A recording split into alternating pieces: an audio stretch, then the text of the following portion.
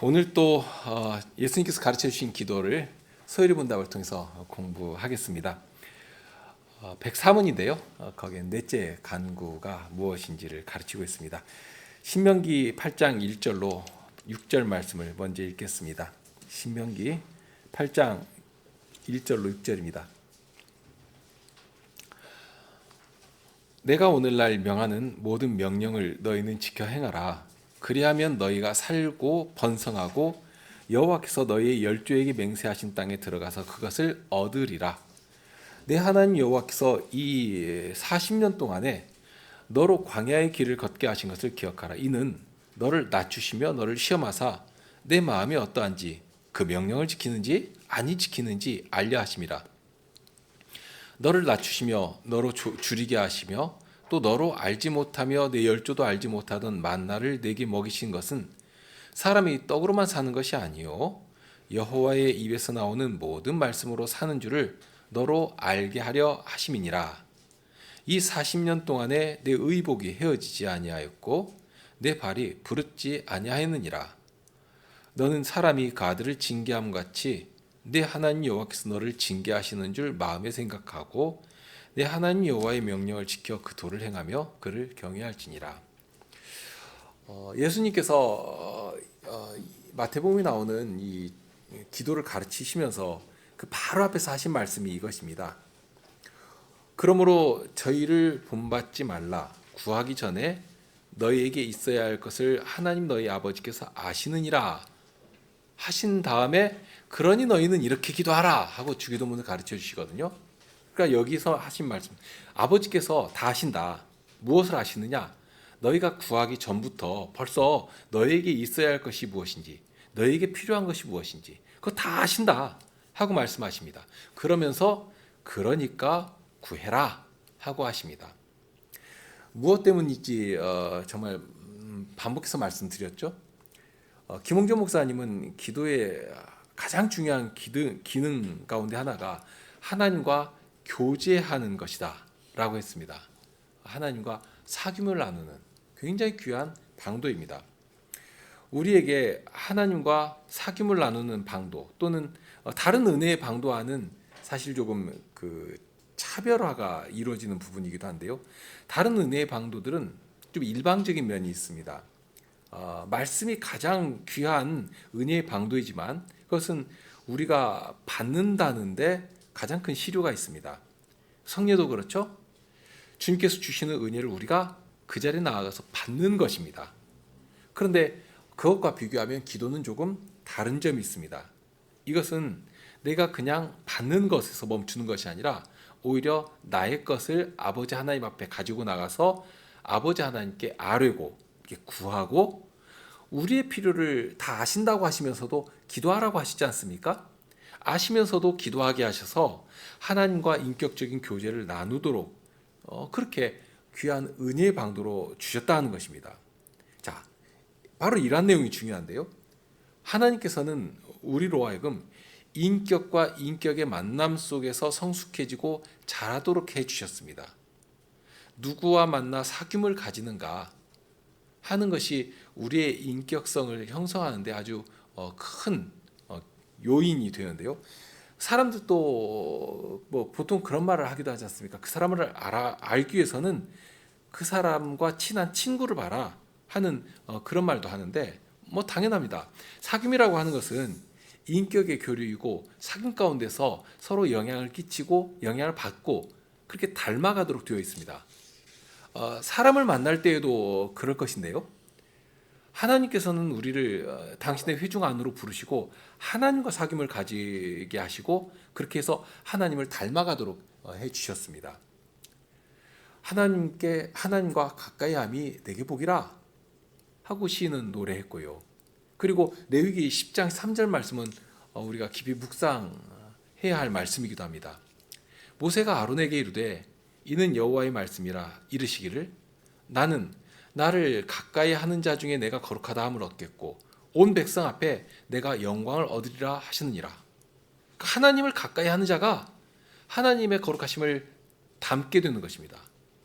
그렇게 하나님의 거룩하심을 닮아서 거룩한 사명을 이루며 하나님께 영광을 돌린다.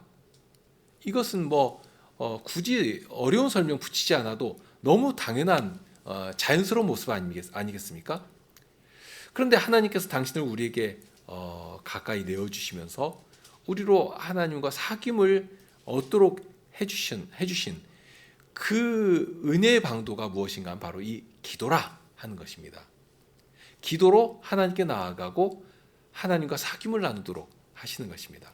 그러니까 하나님과 인격적인 사귐을 가지고 하나님을 닮아 하나님의 영광을 드러내기를 바라시면서 우리에게 주신 은혜의 방도가 바로 이 기도이고, 그러니 그런 목적을 위해서 기도를 주셨기 때문에 아버지께서는 우리가 기도하기 전부터 우리에게 필요한 모든 것을 다 아시지만 오히려 아시면서도 가까이 와서 하나님 앞에 그 모든 필요를 구하기를 바라시는 것이고, 그렇게 하나님과 가까이에서 하나님과 사귐을 나누며 하나님 나라의 필요가 무엇인지를 생각하고 스스로 알아가도록 하시는, 그렇게 잘하도록 해 주신 것입니다.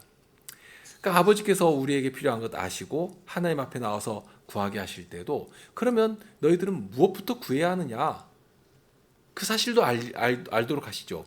너희는 먼저 그 나라와 그의 의를 구하게 하시고, 그러니 하나님께 기도할 때도 주님 나라의 거룩한 사명을 이렇게 생각하면서 과연 그 일에 필요한 것인가, 유익한 것인가, 나를 어떻게 그런 자리에 드릴 수 있는 것인가, 이렇게 구하게 하신 것이죠.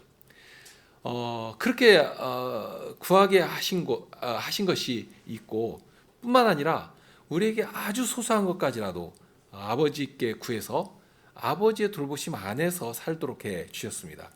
그러니까 처음부터 마지막까지 하나님의 거룩하신 뜻 안에서 우리가 살아 움직이도록, 어릴 때에는 어린아이와 같은 일을 할 수가 있는 것이지만 인격적인 사귐 가운데서 우리가 점점 성숙하고 자라고, 그러면 하나님 앞에서 그 구하는 것이나 그의 삶의 모습이라고 하는 것이나 이런 것들이 더 성숙한 모습들로 나타나게 되지 않겠습니까?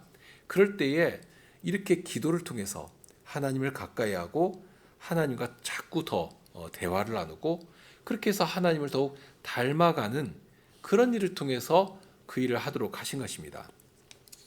자, 이제 넷째 강구에 도달했는데요. 넷째 강구부터는 우리를 향한 기도라고 할 수 있습니다. 6가지 강구가 나온다는 것 알고 계시죠? 주기도문에는 6개의 강구가 나오는데요. 앞에 3번째 강구까지는 직접적으로 하나님을 향해 올려지는 기도라 할 수가 있겠고요. 넷째부터 6째 강구는 우리가 이 땅에 살아갈 때 반드시 필요한 것들을, 정말 필요한 것들, 꼭 구해야 하는 것들, 이렇게 핵심적인 것들이죠. 그것을 이렇게 3개로 나눠서 가르쳐 주십니다. 103문인데 103문을 제가 읽고 시작하겠습니다. 넷째 강구로 우리는 무엇을 구합니까? 오늘날 우리에게 일용할 양식을 주옵소서라는 넷째 강구로 우리는 이 생의 좋은 것들 가운데서 충분한 분깃을 하나님의 값 없이 주시는 선물로 받고 그와 아울러 하나님의 복주심 누리기를 구합니다. 자, 이 넷째 강구에서도 바탕에 깔려있는 기본적인 전제가 있습니다. 그게 무엇인가 하면 어떤 인생도 하나님의 돌보심이 없이는 먹는 것 하나라도, 그러니까 입속에 들어가는 음식 한 조각이라도 자기 마음대로 할 수 없는 그런 무능하고 미약한 피조물에 불과하다 하는 사실입니다. 그 사실을 이 기도가 인정하고 있거든요. 인생은 스스로 노력하면, 자기가 열심히 하면 얼마든지 바벨탑이라도 쌓고 살 수 있는 것처럼 그걸 착각합니다. 그런데 이 기도는 우리의 현실이 어떤 것인가 하는 것을 명확하게 담아내고 있습니다. 하나님의 복주심 없이는 스스로 어찌할 수 없는 존재다, 아무것도 할 수 없는 존재다 하는 것입니다. 하나님께서 주시는 그 값없이 주신 선물을 늘 받고 살아가지 않으면 생명을 유지할 수도 없고요. 또 하나님께서 우리를 가까이 하시면서 당신의 음성을 들려주시지 않습니까?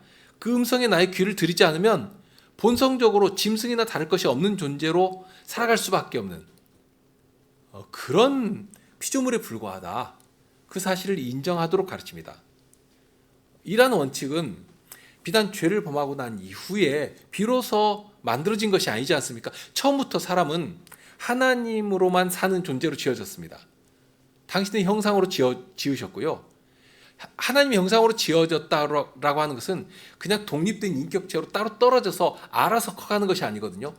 하나님의 형상으로 지어졌다는 것은 하나님 안에서 이루어지는 내적 삼위일체 그 교제 안에서 이루어지는 그 풍성한 사귐과 그 영광의 거룩하심의 그 능력을 나타내는, 그런데 그럴 때에 어떻게 되는가 하면 그 교제 안으로 항상 들어가야 되거든요. 사귐을 나누면서 그 일이 이루어지는 것인데, 그러기 위해서 하나님께서는 피조물에 불과한 인생을 직접 그 말씀을 들고, 말씀이신 예수 그리스도, 그 그리스도의 말씀을 들고 찾아오시고 가까이 하시고, 그렇게 해서 하나님의 어떠하심을 온 피조 세계에 가득 나타내는 그런 사명을 감당하도록 그렇게 지어 놓으신 것입니다. 그런 면에서 사람에게 아주 중요한 특징 하나가 또 발생하게 되는데요. 예를 들면 짐승은 그냥 본성적으로 살아가도 충분합니다. 무엇 가르쳐주지 않아도 본성 속에 심어놓은 법을 따라서 살아가면 그냥 사라집니다. 거기에 어떤 도덕적 책임이나 뭐 이런 걸 물을 수가 없죠. 그러나 사람은 그렇게 되어 있지 않습니다.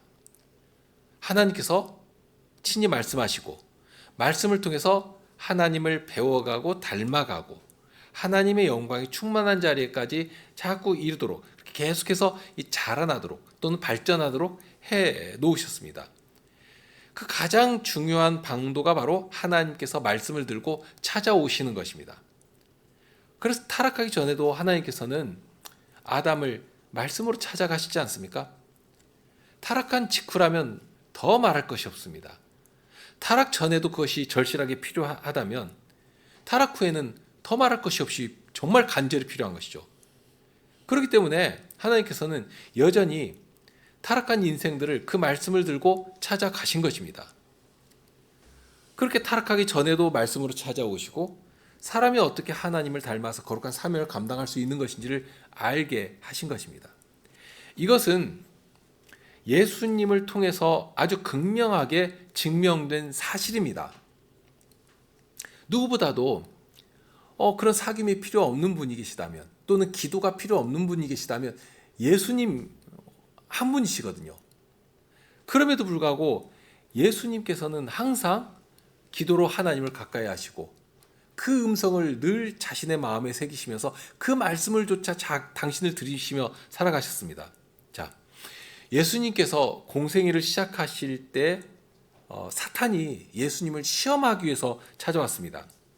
마치 사탄이 첫사람 아담을 시험했던 것처럼 예수님도 시험하기 위해서 찾아온 것입니다. 시험해가지고 아주 그냥 망하게 만들려고 찾아온 것이죠. 아담에게 시험했을 때는 그 시험이 아주 기가 막히게 잘 작용했지 않습니까? 아주 기가 막히게 먹혀들어가지고 온 인류를 자기 발 아래 굴복시키고 왕처럼 군림해버렸습니다. 그러니 예수님이 오셨을 때도 예수님께서 사람으로 오신 이상에는 신으로만 계실 때는 감히 어떻게 가까이도 못 가죠. 그러나 사람으로 오셨기 때문에, 사람으로 오신 이 예수님을 사람이시니까 어떻게 해볼 수 있는 것으로 알고 처음 아담을 시험으로 넘어지게 한 것처럼 이 예수님도 넘어뜨리려고 찾아온 것입니다. 그리고서 처음 시험을 해나갑니다. 공생애를 앞둔 시점에서 40일간 예수님은 광야에서 아버지의 뜻을 깊이 묵상하시면서 그렇게 시간이 흘러갔는데요.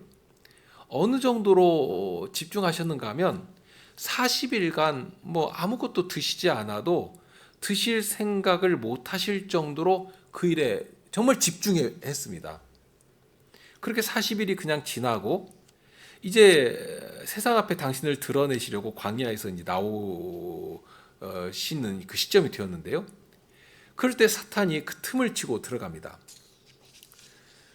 사람은 무엇을 먹지 않으면 살아갈 수가 없는 존재입니다.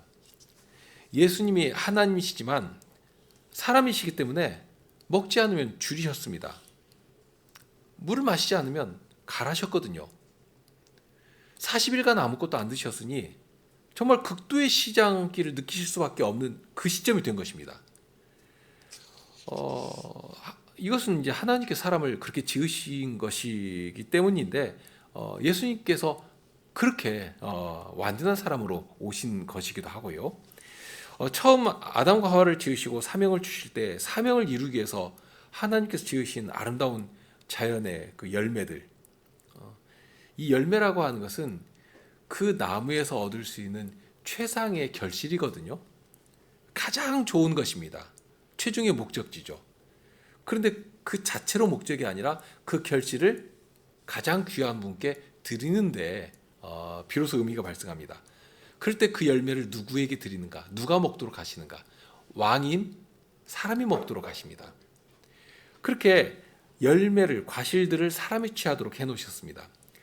그러니 사람이 먹지 않고 산다는 그것은 미련한 일이고요. 그렇게 해서는 하나님의 뜻을 이룰 수가 없습니다. 바로 이제 그런 기본적인 것, 사람의 생존에 연결되어 있는 그런 것을 가지고 와서 또 처음 사람을 시험할 때도 먹는 것 가지고 시험하지 않았습니까?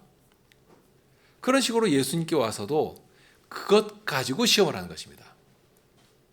광야에 계셨으니까 광야에 널려 있는 게 다 돌들 아니겠습니까? 그냥 정말 굴러다니는 돌들을 가리키면서 이 돌들로 떡을 만들어서 잡수십시오 하고 시험을 한 것인데요. 그때 예수님께서 하신 말씀은 인생이 어떤 존재인가 하는 것을 아주 명확하게 정의 내리신 말씀이 되었습니다. 물론 이제 신명기에서 모세를 통해 하신 말씀이기도 하지만 예수님은 새로운 시대에 합당하게 그 말씀을 새롭게 들려주십니다. 사람이 사는 것은 떡으로만 사는 것이 아니라 여호와의 입에서 나오는 모든 말씀으로 사는 것이다. 그러니까 사람들은 자기 생명이 그 소유에 넉넉한 데서 나오고 있다고 생각하고서 오늘 또 쉬지를 못하고 수고하고 애를 쓰고 있지 않습니까?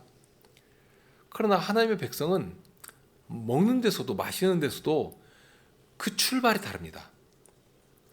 오히려 먹고 마시는 문제는 아버지께 맡기고 하나님의 말씀이 주시는 그 생명의 능력을 오늘 공급받아서 그 터 위에서 이 먹는 것 하나라도 마시는 것 하나라도 주님 앞에 기쁨이 되고 하나님 나라에 유익이 되도록 그렇게 소망하면서 먹고 마시는 것입니다.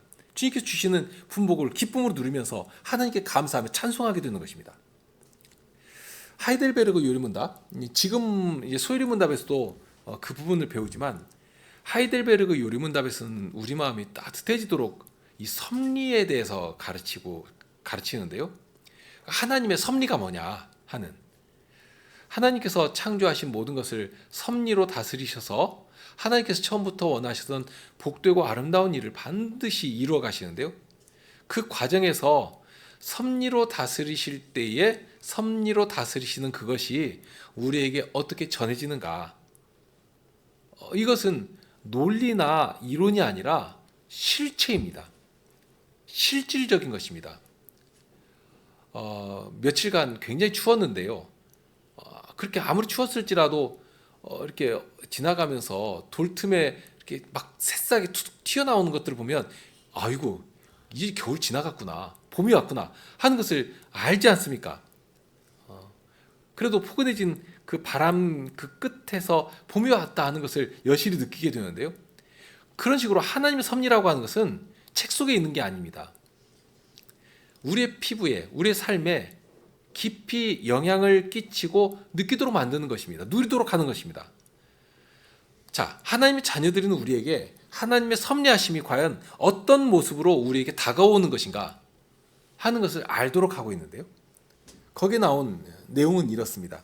섭리란 하나님의 전능하고 언제 어디나 미치는 능력으로 하나님께서 마치 자신의 손으로 하듯이 하늘과 땅과 모든 피조물을 여전히 보존하고 다스리시는 것입니다.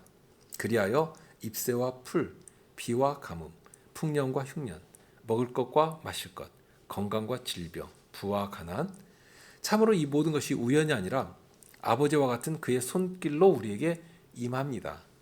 하고 가르칩니다. 정말 위로가 되는 가르침이 아닐 수 없습니다.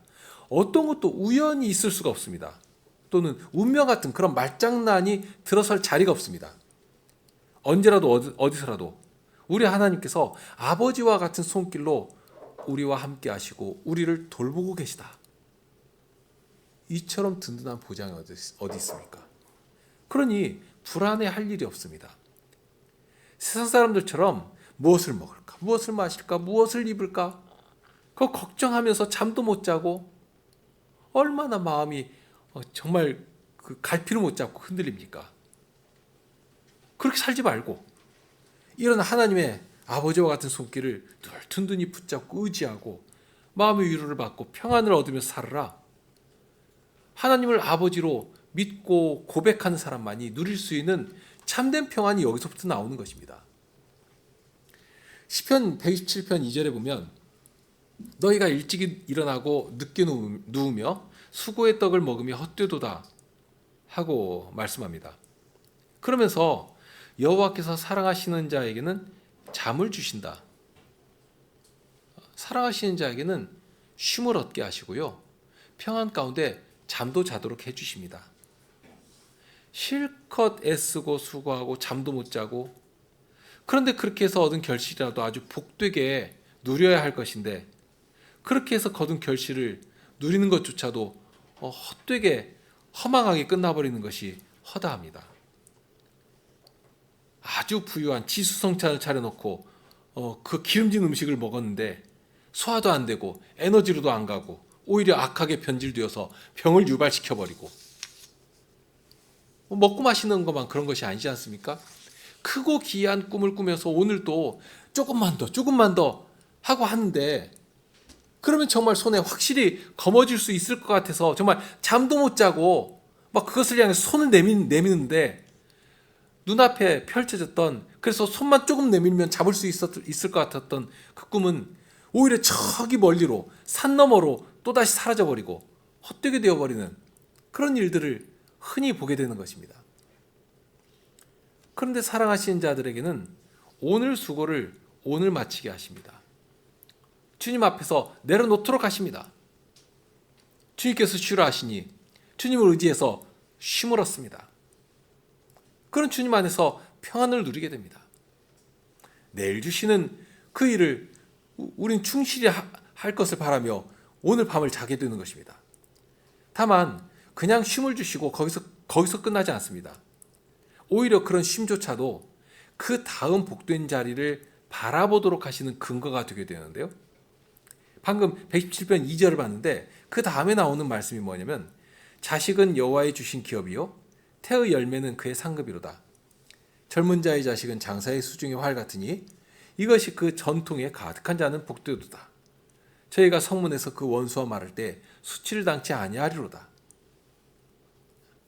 자, 여기서 한 가지 의문이 들 수도 있습니다. 상을 주신다고 했는데요. 좀 상을 주실 거라면 좀 그럴듯한 것을 좀 주시면 어떨까 한 생각이 안 드십니까? 뭐 사람들이 부러워할 만한 그런 높은 지위라든지 성공이라든지 아니면 돈이라도 그냥 입이 쩍 벌어지도록 많이 왕창 주시든지. 그런데 기껏 주시는 상급이 뭐라고 하십니까?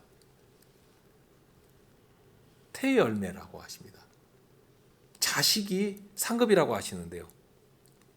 그러면 여기 표현된 것처럼 주님의 그 가족, 그 식탁에 둘러앉은 그 자녀들, 화목한 가정이 과연 상급이 되는 것인가? 그런데 우리는 그 사실을 알고 있지 않습니까? 얼마나 소중하고 얼마나 아름다운 정말 복된 일 아닙니까? 자, 이런 부분에서도 우리가 세상의 속임을 분별할 수 있어야 합니다. 하나님께서 우리에게 주신 참된 복, 이 땅에서 누리는 복의 구체적인 모습은 바로 이런 것들이거든요. 크고 기이한 꿈을 꾸는 것이 아니라 세상이 만들어 놓은 굉장히 화려한 성공들 있지 않습니까?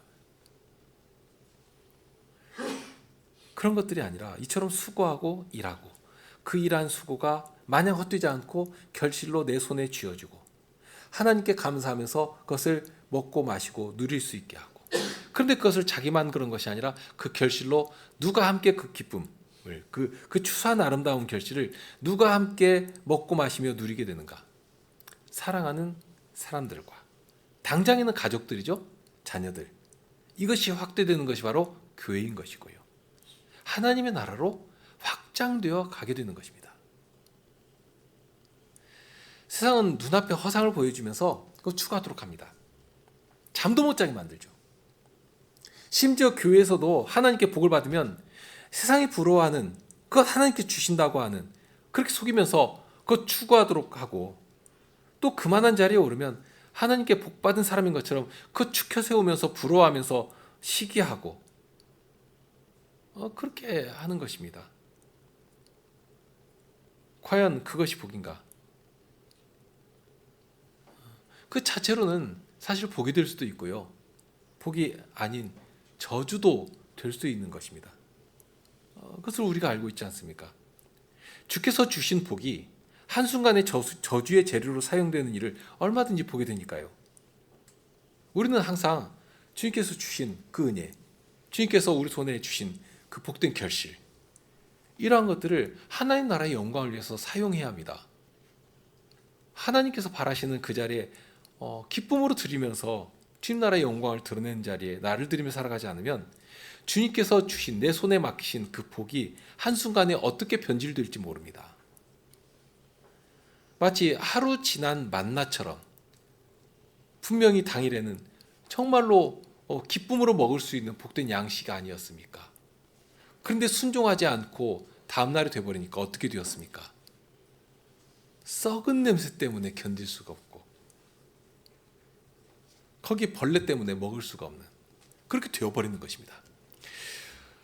물론 그렇다고 해서 가난하고 구차하게 살아야지만 그것이 경건한 기독교인의 모습이다 하는 그런 말은 아닙니다. 중요한 것은 하나님께서 우리에게 요구하시는 선한 삶이 무엇이고 하나님께서 주시는 복을 누리며 살아가는 복된 삶이 무엇인지를 교회가 자연스럽게 가르칠 수 있어야 합니다. 하나님의 복 주심 안에 있을 때 그의 손에 주어주신 어떤 사회적 지위도 있을 수 있고요, 권력도 있을 수 있고 재물도 있을 수 있고 그 모든 것들이 선물이 되는 것입니다. 사도는 디모데에게 이렇게 가르쳤습니다. 그러나 지족하는 마음이 있으면 경건이 큰 이익이 되느니라. 우리가 세상에 아무것도 가지고 온 것이 없음에 또한 아무것도 가지고 가지 못하리니 우리가 먹을 것과 입을 것이 있은즉 족한 줄로 알 것이니라. 부하려 하는 자들은 시험과 올무와 여러 가지 어리석고 해로운 정욕에 떨어지나니 곧 사람으로 침륜과 멸망에 빠지게 하는 것이라. 돈을 사랑함이 일만하게 뿌리가 되나니 이것을 사모하는 자들이 미혹을 받아 믿음에서 떠나 많은 근심으로써 자기를 찔렀도다. 디모데전서 6장 6절 이하의 말씀입니다. 이 말씀 깊은 내용을 굳이 찾아가지 않아도 누구든지 알 수 있는 좀 어린아이라도 다 이해할 수 있는 말씀 아닙니까? 사람들도 그런 말 합니다. 공수래 공수거라고. 그러니 무슨 욕심을 그렇게 부리면서 그렇게 미련하게 살아가느냐 하는 그런 말을 하는데요. 하나님을 알지 못하는 사람들도 그런 정도의 지혜를 얻는 것 아니겠습니까? 하물며 하나님의 백성이라면 더 말할 것이 없습니다. 여전히 성공의 기준이 세속적이고 여전히 복의 기준이 세상적입니다. 그런 자가 하나님의 나라에 쓰임받을 것을 기대할 수 있겠는가? 참 기대할 수 없겠죠. 하나님의 말씀으로 산다 할 때 그 말씀의 뜻이 무엇인가? 하나님께서 선하신 목적을 위해서 우리를 복되게 만드시기 위해서 만물을 지으셨고 또한 그 안에서 우리로 살게 하시고 하나님의 말씀을 쫓아 순종하며 사명을 이루며 하나님께서 만유 안에 심어 놓으신 질서 그리고 그 안에 이렇게 숨겨 놓으신 복, 참 이 복이 참 아름다운 것인데요. 예전 혹시 그 보물찾기 소풍 같은 데 가서 보물찾기를 해보셨죠? 저는 정말로 못 찾았거든요. 다른 친구들은 막 2개, 3개씩 찾는데 저는 하나도 못 찾아가지고 빈손만, 그러니까 손가락만 빨고 있었는데요. 약간 좀 유사한 것이 있다고 생각됩니다. 하나님께서는 자연 만물에도 그렇게 아름다운 것들을 숨겨 놓으셨거든요. 그러면 그런 것들을 하나씩 하나씩 찾을 때에 거기서 누리는 기쁨, 또 그로 말미암아서 이룰 수 있는 놀라운 일들이 있기 때문에 거기에서 누리는 그런 복들이 많습니다. 그런 비밀들을 그런 비밀들을 찾아서 더욱 유능하고 더욱 아름답게 가꾸며 그런 것들이 다스리는 것이겠죠, 자연 만물을. 그러니 그냥 있는 그대로 그냥 방치하고 사람의 손이 안 타는 것이 그것이 자연스러운 것이다, 이렇게 말하는 것이지만, 그러나 성경적 가르침은 그렇지 않습니다. 적극적으로 개입해서 다스리도록 하시거든요.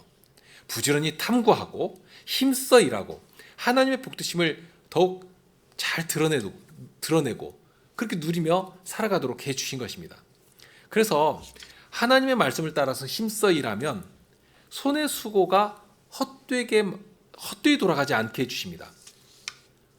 거기에 아주 이렇게 실한 열매가 맺도록 하시고요. 그것을 사랑하는 사람들과 함께 나눌 수 있도록 하시고, 그렇게 거룩한 사회를 이루고, 무엇보다도 그런 가정을 이루어서 자녀들이 한 상에 앉아서 주님께서 주신 그 결실을 함께 먹고 마시고, 그러니 거기에 감사가 있을 수밖에 없죠. 기쁨이 있을 수밖에 없습니다. 그런데 사실 생각해 보면 이게 별것 아닌 것처럼 느껴지기도 하거든요. 일상의 일입니다. 일상이지만 실은 우리에게 오늘 살아가는 우리 사회에 정말로 필요한 것이 바로 이런 일상적인 일, 기본에 속한 일, 크고 기이한 것이 아니라 당연하다고 생각했던, 또는 이제까지는 그냥 소홀히 대했던, 그러나 우리의 인간성을 회복시키고 건전한 사회를 형성하는 일에 절대적으로 필요한 그런 것들, 오늘 우리가 살아가는 이 시대에는 그러한 것들이 교회가 힘써 행해야 할 사명 가운데 아주 중요한 내용이 되어버렸습니다. 하나님께서 처음부터 바라셨던 그런 노동의 질서라든지, 그러니까 힘써 일하고 수고한 대로 결실을 거두고, 그러면서 하나님께서 내셨던 자연의 신비를 드러내고 발전시키고, 그러면서 또 부부가 연합해서 한 가정을 이루고 더 확장해서 거룩한 사회를 형성해 나가는 것, 그것이 이제 교회로 하나님 나라의 문화적인 사명으로 이렇게 발전되고 확장되어 가는 것입니다. 데살로니가후서 3장 11절에는 이런 말씀도 하십니다. 우리가 들은즉 너희 가운데 규모 없이 행하여 도무지 일하지 아니하고 일만 만드는 자들이 있다 하니, 그런 자들에게 우리가 명하고 주 예수 그리스도 안에서 권하기를 종용이 일하여 자기 양식을 먹으라 하노라. 데살로니가 교회에 그런 자들이 있었다 하는 것입니다. 새로운 사회가 도래했지 않습니까? 초대교회가 그러한 모습들을 보여주는데요.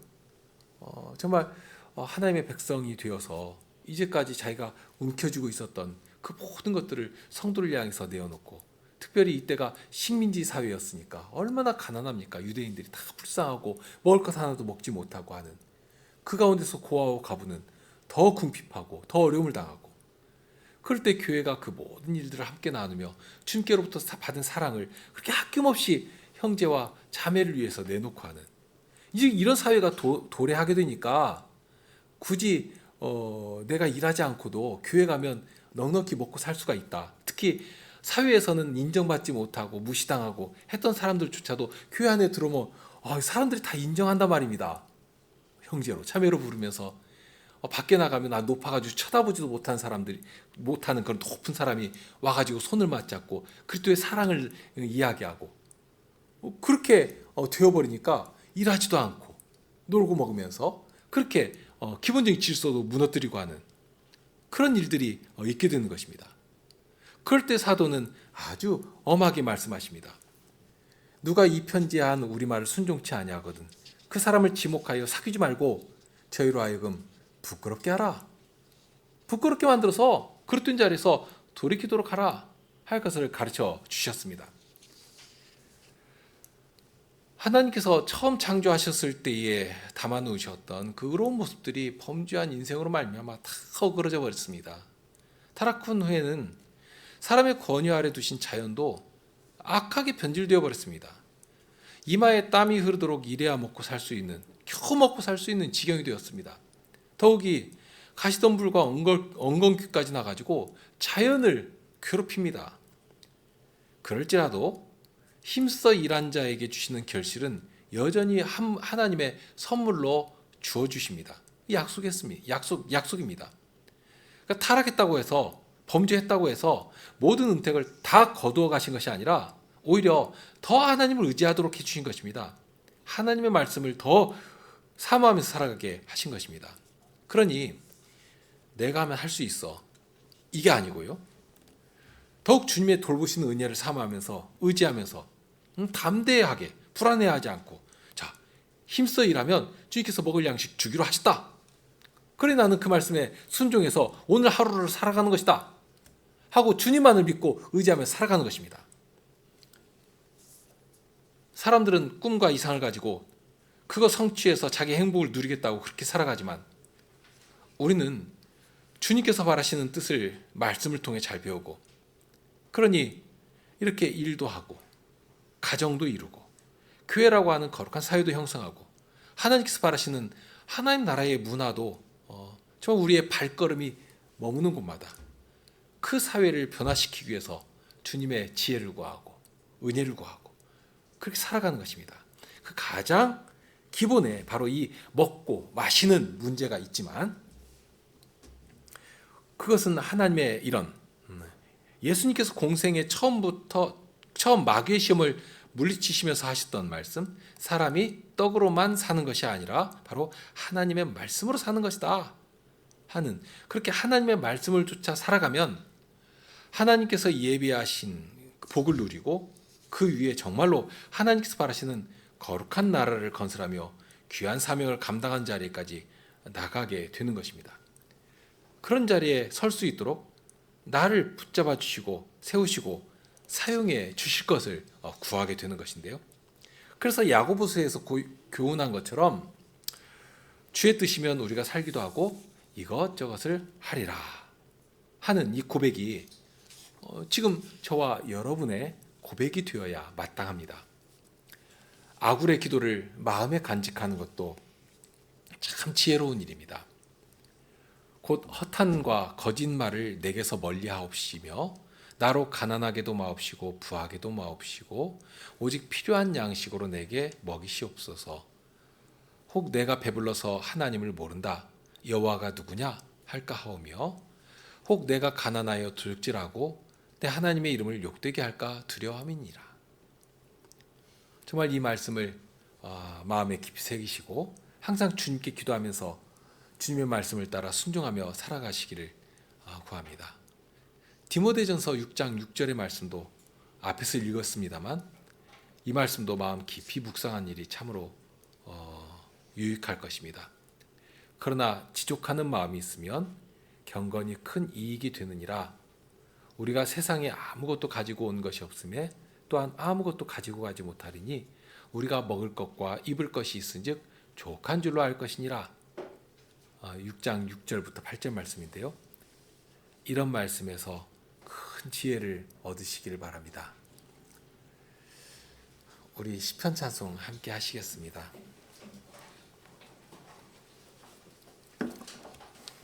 시편 127편 1절과 3절 하시겠습니다. 1절과 3절 하시겠습니다.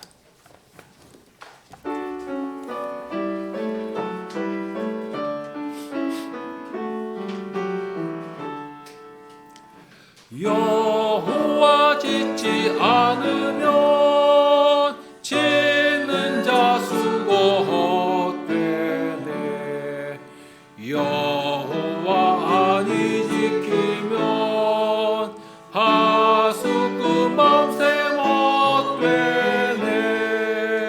여호와 주심 없이 사람을 수고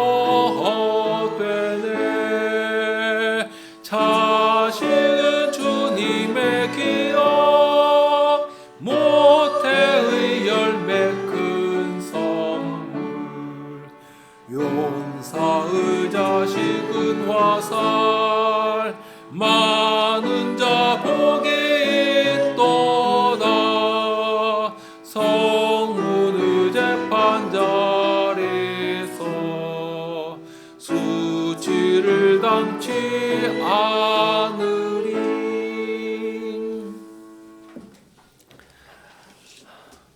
저희가 주님의 말씀으로 늘 교훈받고 새롭게 되지 않으면 저희들은 너무나도 마음이 간사한 자들이어서, 그리고 이미 세상에 너무나 익숙한 자들이어서 하나님의 거룩한 사명을 감히 생각하지도 못하고 이룰 수가 없는 그런 자들입니다. 그럴지라도 주님께서는 저희를 사랑하시되 저희를 통하여 이루실 복된 뜻을 예비하시고 또 저희에게 부여하시며 그 사명의 길로 걸어가도록 하십니다. 그럴 때에 본질적으로는 정말 하나님을 어떻게 믿고 의지하고 살아가는가, 하나님에 대해서 어떻게 생각하고 살아가는가 하는 그 문제를 저희들이 늘 생각하게 되는 것인데, 과연 저희가 하나님을 제 온전한 주님으로 믿고 의지하며 살아가는 것인가 하는 이 믿음의 어떤 결단들, 이런 것들을 늘 삶 속에서 명확하게 드러내며 살아가기를 소망합니다. 저희 믿음을 늘 굳게 하여 주시고, 그러니 먹는 것 하나, 마시는 것 하나에서라도 과연 주님 나라의 영광을 위해서 그것을 하는 것인지, 또 주님께서 주시는 그 분복을 누리면서 기쁨 가운데 감사하는 것인지, 이러한 것들을 늘 살피며 살아가게 하여 주옵소서. 맹목적으로 세상의 방식을 쫓아 저희의 생각과 마음이 또 정서가 그냥 흘러가는 대로 방치하여서 망하는 그런 자리에 있지 않게 하시고, 이러한 복되고 아름다운 성품과 정서가 저희에게서 저희 자녀들에게로, 또한 저희가 살아가는 지역사회 안으로 그렇게 자연스럽게 퍼져나가서 그리스도의 구원의 은총이, 구원의 능력이 얼마나 복되고 아름다운 것인지를 정말 제 말로만이 아니라 제 생활로도 전하는 그런 사명을 잘 감당하는 주의 백성들이 되게 하여 주옵소서. 이제 저희를 파송하시고 세상에 보내실 것인데, 그런 자리에서 그런 사명을 잘 감당할 수 있도록 늘 은혜로 함께 하여 주시고, 주님의 구원하시는 손길로 저희 발걸음을 꼭 붙들어 주시되, 무엇보다도 저희를 지혜롭게 하셔서 불의하고 거짓되고 악한 것들을 잘 분별하며 그렇게 하나님의 의와 하나님의 사랑을 그렇게 전하는 그 사명을 감당하게 하여 주옵소서. 예수님 이름으로 기도드립니다. 아멘.